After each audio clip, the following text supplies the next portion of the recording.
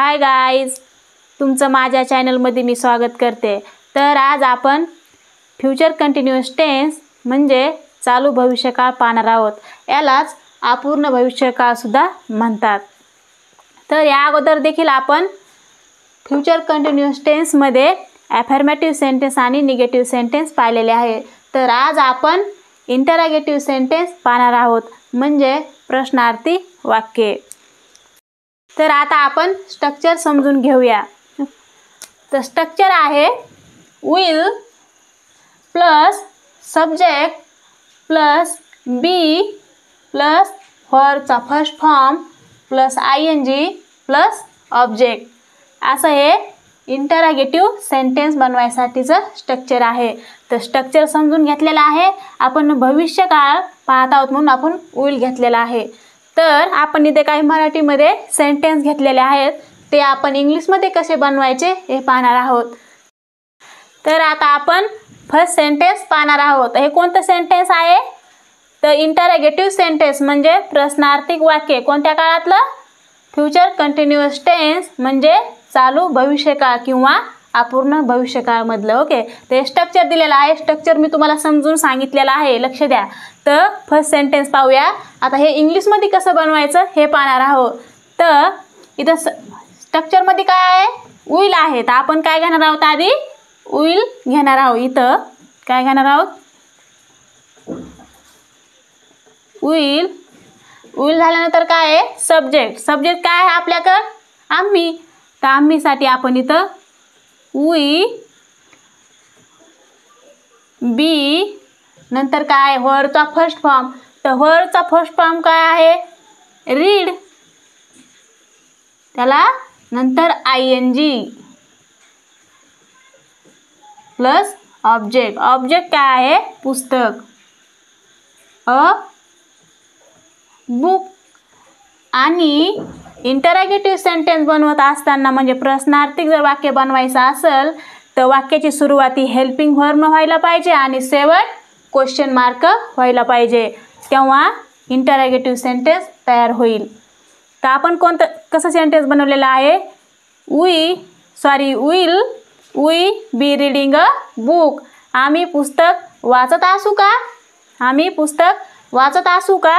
अशा प्रकाराचं हे वाक्य तयार झालेलं आहे। तुम्हाला समजलं का आता? विल कधी लावायचं? स्ट्रक्चरनुसार आपण वाक्य तयार करतो। तर आधी विल आहे म्हणून आपण इथं काय घेतलेलं आहे? इथं विल घेतलेलं आहे। विल काय आहे? हेल्पिंग वर्ब आहे। कोणत्या काळातलं? तर फ्युचर कंटिन्युअस टेन्स मधलं। तर विल नंतर सब्जेक्टचा वापर केलेला आहे। हे सब्जेक्ट हे अनेक वचन आहे। We be reading a book, अशा प्रकाराचं फर्स्ट वाक्य पाहिलेलं आहे। आता सेकंड वाक्य बघूया। तो शाळेत जात असेल का? तो शाळेत जात असेल का? किंवा ती शाळेत जात असेल का? किंवा आम्ही शाळेत जात असू का? किंवा ते शाळेत जात असतील का? असे आपण वाक्य बोलू शकतो। तर आपण वाक्य घेतलेलं आहे येथे, तो शाळेत जात असेल का? तर तो आपण काय घेतलेला आहे? विल। विल तो साठी काय आहे? ही बी झाल्यानंतर वर्बचा फर्स्ट फॉर्म। आता वर्बचा फर्स्ट फॉर्म आहे तर वर्ब काय येतं?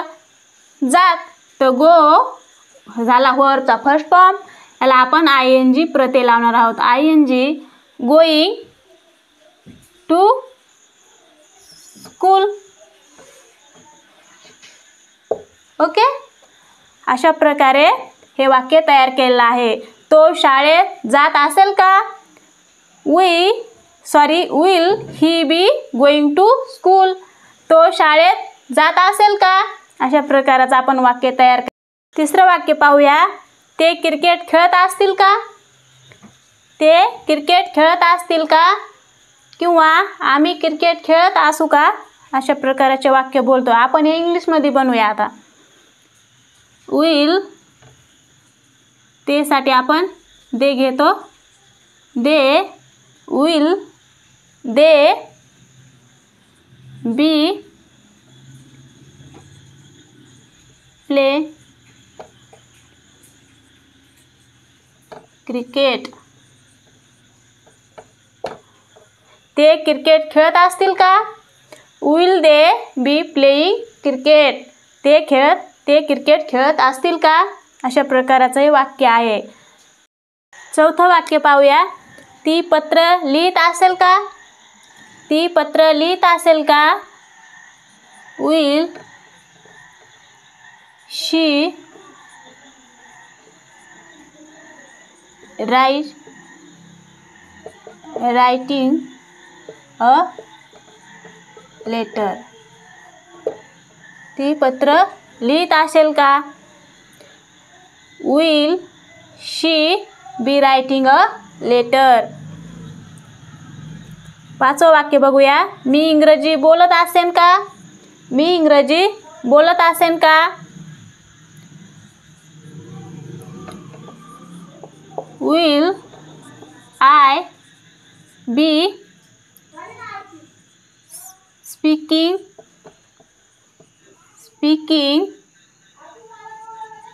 इंग्लिश? मी इंग्रजी बोलत असेन का? Will I be speaking English? हे इंटरॅगेटिव्ह सेंटेन्स तयार केलेले आहेत.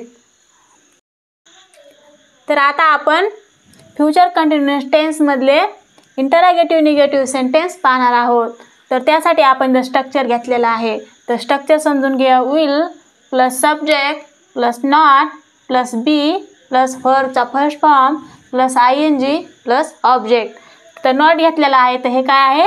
निगेटिव्ह सेंटेन्स बनवायसाठी आपण नॉटचा इथं वापर केलेला आहे. तर आपण फर्स्ट सेंटेन्स पाहूया. इथं मराठीमधून मी सेंटेन्स घेतलेले आहेत. आपण इंग्लिशमध्ये बनवणार आहोत. तर फर्स्ट सेंटेन्स बघूया. आम्ही पुस्तक वाचत नसू का? आम्ही पुस्तक वाचत नसू का? तर विल सब्जेक्ट आहे काय आहे? आम्हीसाठी काय येईल? We not be. आता व्हर्बचा फर्स्ट फॉर्म घ्यायचा आहे आपल्याला. तर read ING reading a book. Question mark द्यायला विसरायचं नाही. आम्ही पुस्तक वाचत नसू का? Will we not be reading a book. हे असं सेंटेन्स आहे. आता दुसरं सेंटेन्स पाहूया. तो शाळेत जात नसेल का? तो शाळेत जात नसेल का? Will he not be go हा first form ING going to school. तो शाळेत जात नसेल का? Will he not be going to school. तिसरा सेंटेन्स पाहूया. ते क्रिकेट खेळत नसतील का? ते क्रिकेट खेळत नसतील का? Will they not be playing cricket? ते क्रिकेट खेळत नसतील का? Will they not be playing cricket. चौथा सेंटेन्स पाहूया. ती पत्र लिहित नसेल का? ती पत्र लिहित नसेल का? Will she not be writing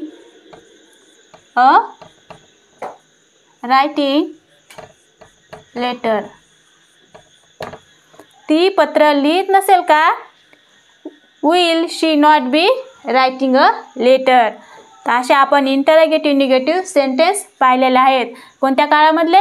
future continuous टेन्समधले. आणि हे निगेटिव्ह सेंटेन्स बनवायसाठीचं स्ट्रक्चर मी तुम्हाला समजून सांगितलेले आहे.